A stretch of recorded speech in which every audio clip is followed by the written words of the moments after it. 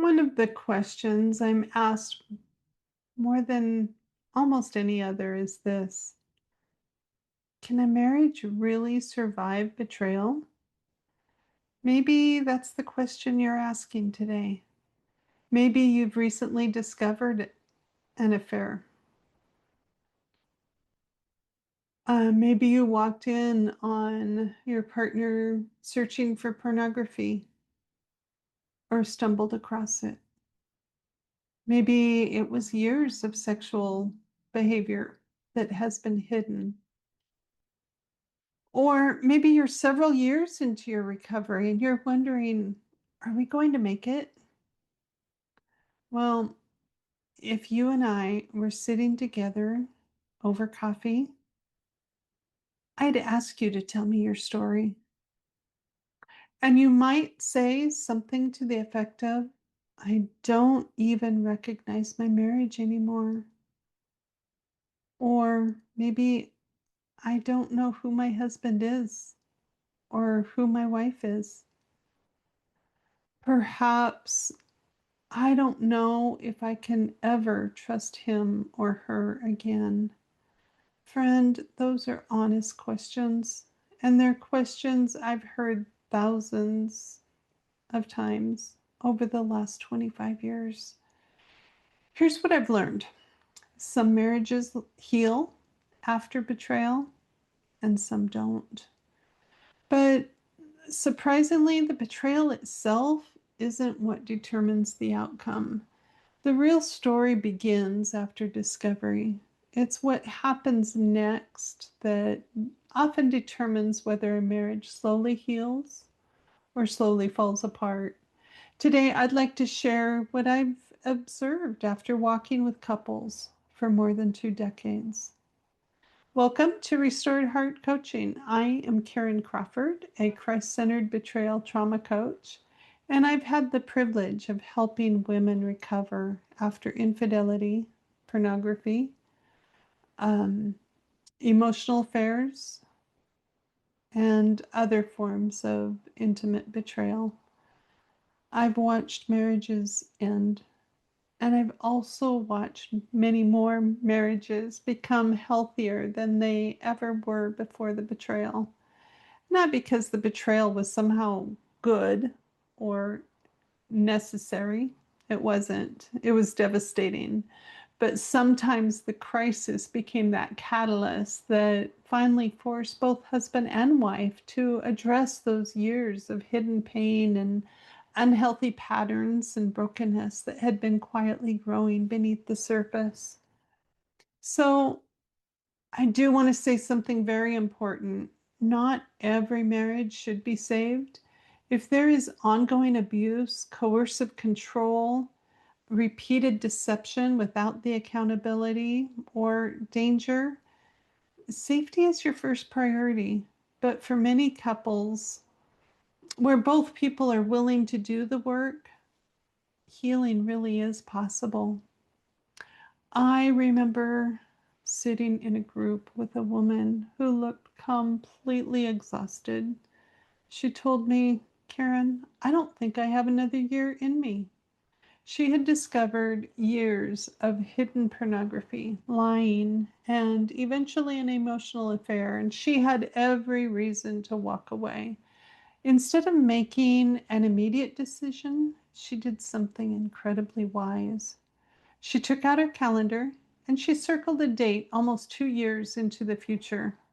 Her youngest child would graduate high school that spring.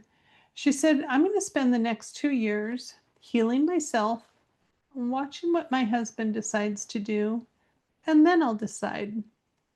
Notice what she didn't say. She didn't say, I'm staying forever. She also didn't say, I'm leaving tomorrow. She simply gave herself permission to slow down. And over those 2 years, she watched. She watched her husband enter recovery, not because she forced him, but because he chose it. He found a certified sex addiction counselor and joined a men's recovery group. He became radically honest. He became accountable. He became accountable.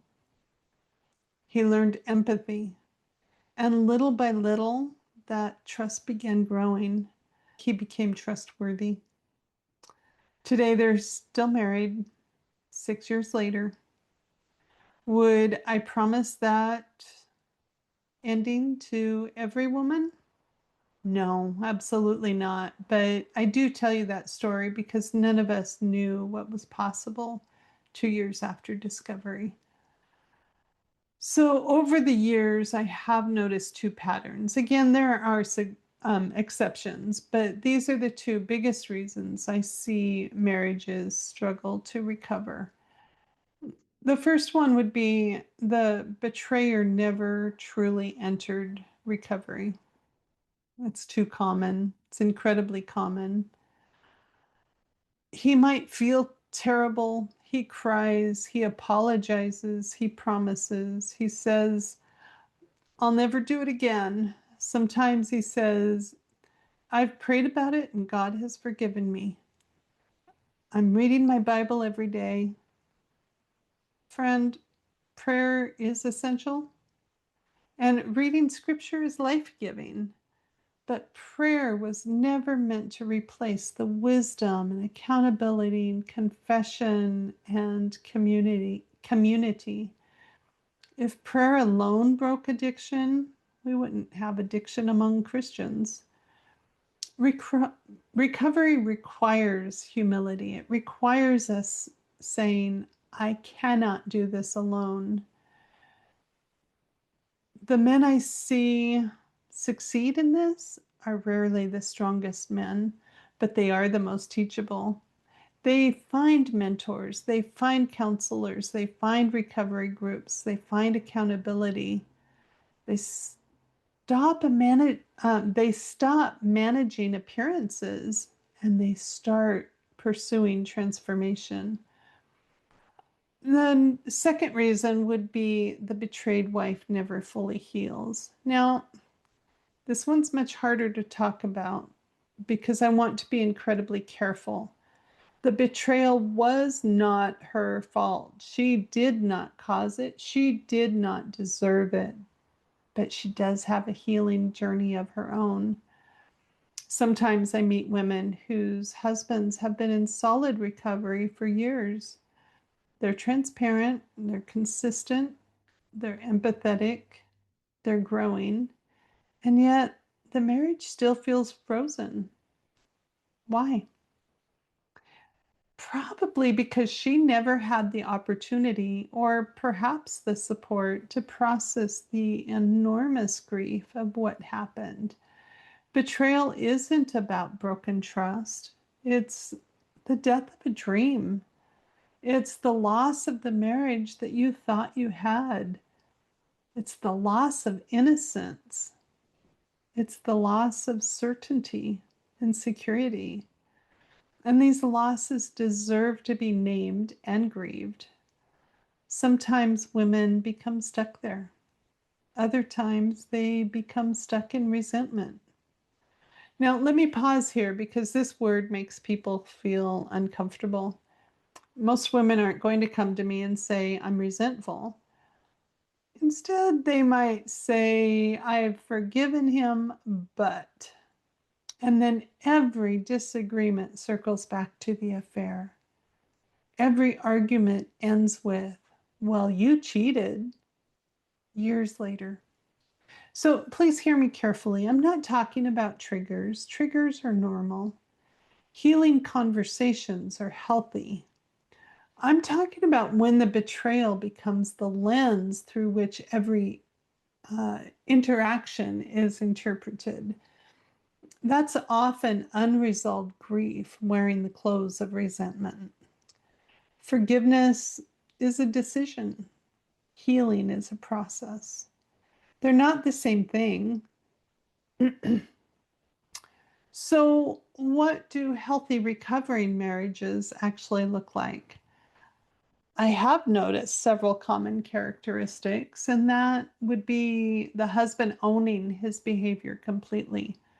No excuses, no blaming, no minimizing, no DARVO, that's deny, attack, reverse victim offender.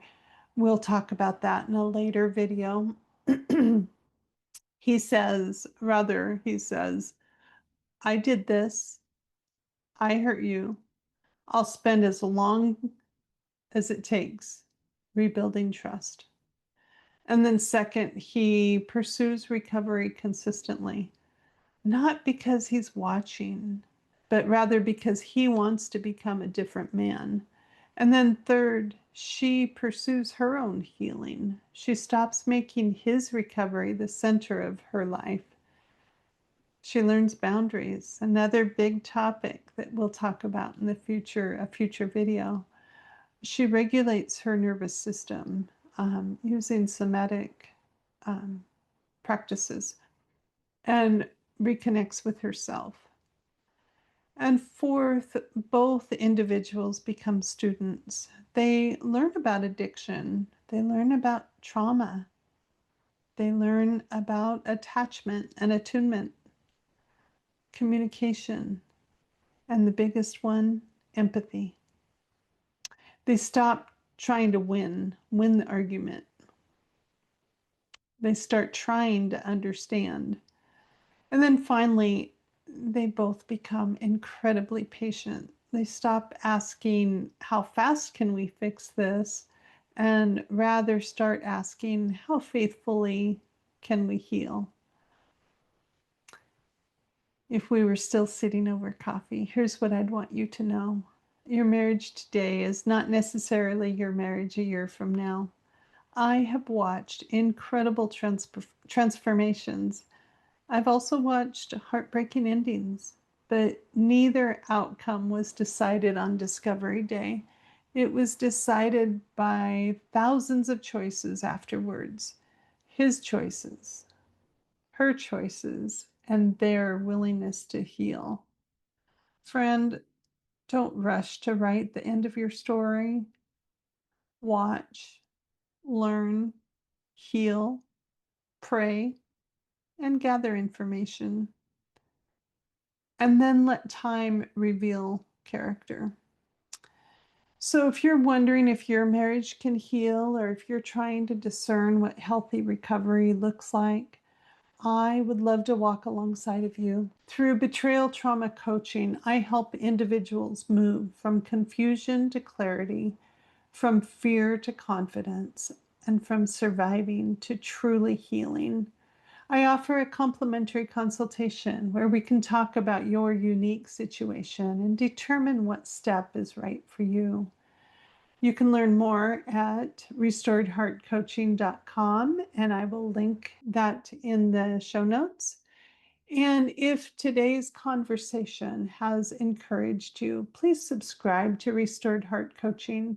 My prayer is that this channel becomes a safe place where hurting women find clarity, strength, and hope. And remember this: betrayal may become part of your story, but it does not have to define the rest of your life.